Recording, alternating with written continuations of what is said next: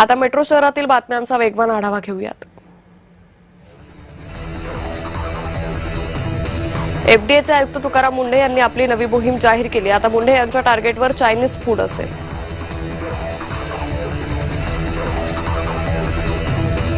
आदित्य ठाकरेंनी सीजेपीचे प्रवक्ते सौरव दास आणि रत्ना सिंह यांची मुंबईत भेट घेतली।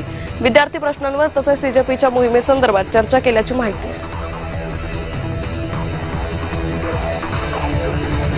10 ऑगस्टला होणाऱ्या नवी मुंबईच्या महासभेत उपस्थित राहण्याबाबत भाजप सर्व नगरसेवकांना व्हीप बजावणार आहे। महासभेत सर्व नगरसेवकांनी हजर राहायचं मंत्री गणेश नाईकांनी आदेश दिले।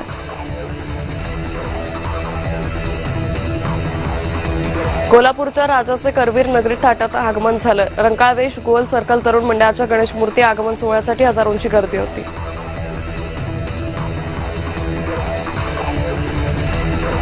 बोरिवलीत मनसेच्या बोर्डावर पालिकेनं तोडक कारवाई केली। मनसेकडून तोडलेला बोर्ड पूर्ववत करण्याची मागणी करण्यात येते, अन्यथा तीव्र आंदोलन करण्याचा इशारा देण्यात आला।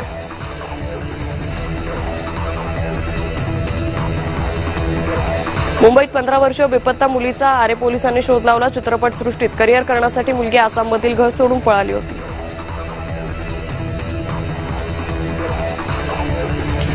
एसआर प्रक्रियेत मोठ्या प्रमाणात हस्तक्षेप होत असल्याचा आरोप काँग्रेसचे शहराध्यक्ष प्रफुल्ल गुडधे यांनी केलाय। या संपूर्ण प्रक्रियेची चौकशी करून तथ्य समोर आणण्याची मागणी काँग्रेसने केली आहे।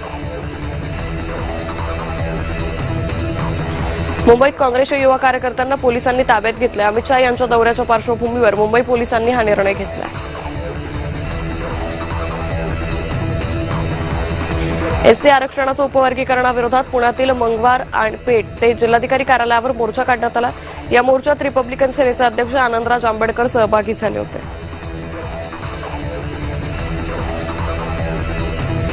नाशिक शहरातील खड्ड्यांवरून उभाटाचे नगरसेवक आक्रमक झाले। डोक्याला बँडेज लावून नगरसेवकांनी अनोखं आंदोलन केलं। कंत्राटदार आणि प्रशासकीय अधिकाऱ्यांवर कारवाई करण्याची नगरसेवकांनी मागणी केली आहे। अभिजित दिपकेंच्या निवासस्थानाबाहेर थांबलेल्या पोलीस अधिकाऱ्याला दिपकेंनी इथून जा असं म्हटलं होतं, त्यावर पोलीस बॉईज संघटना आक्रमक झाली आहे। दिपकेंनी पोलीस अधिकाऱ्यांची माफी मागावी अशी पोलीस बॉईज संघटनेचे अध्यक्ष राहुल दुबाले यांनी मागणी केली। पिंपरी चिंचवडमधील लोकार्पणाच्या 4 दिवसातच औंध रावेत रस्त्याला भेगा पडून काही इंच रस्ता खचलाय। पालिकेनं करोडो रुपये खर्च करूनही रस्ता खचला, त्यामुळे ठेकेदाराच्या कामावर प्रश्नचिन्ह उपस्थित केले जात आहेत। पहिल्याच पावसात जळगाव महामार्ग बायपासवरील रेल्वे उड्डाणपुलाचा भराव खचला, त्यामुळे 8 दिवसापासून बायपासवरील वाहतूक ठप्प होती। पालकमंत्री गुलाबराव पाटलांनी महामार्ग प्राधिकरणावर तीव्र नाराजी व्यक्त केली आहे। सराफ बाजारात सोन्या चांदीच्या दरांनी विक्रमी झेप घेतली। गेल्या 5 दिवसात सोन्याच्या दरात तब्बल 8,000ची वाढ झाली आहे। चांदीच्या दरात 13,000 रुपयांची वाढ नोंदवण्यात आली आहे।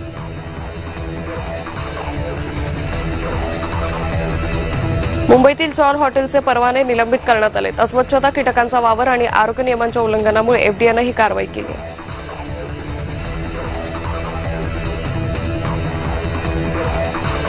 पवईच्या आयआयटी परिसरात पालिकेच्या दवाखान्याचा प्रवेश दरवाजा महिलेच्या डोक्यावर कोसळला। या घटनेत महिला गंभीर जखमी झाली असून पालिकेविरोधात संताप व्यक्त केला जातोय।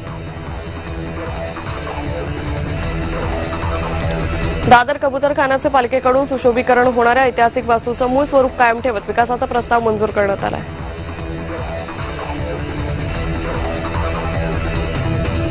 मुंबई हायकोर्टाच्या कोर्ट कमिशनरनं लातूर महापालिका कमिशनरला नोटीस बजावली आहे। लातूर शहरातील फुटपाथ 15 दिवसात अतिक्रमण मुक्त करण्याचे आदेश दिले।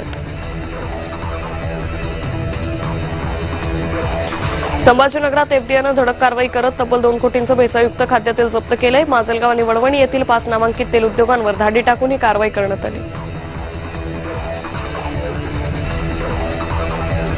नागपुरातील तब्बल 1200 इमारतींनी अग्निशमन नियमांचं उल्लंघन केल्याची माहिती आहे। या इमारतींकडे अग्निशमन विभागाची आवश्यक एनओसी नसल्याचं आढळून आलंय।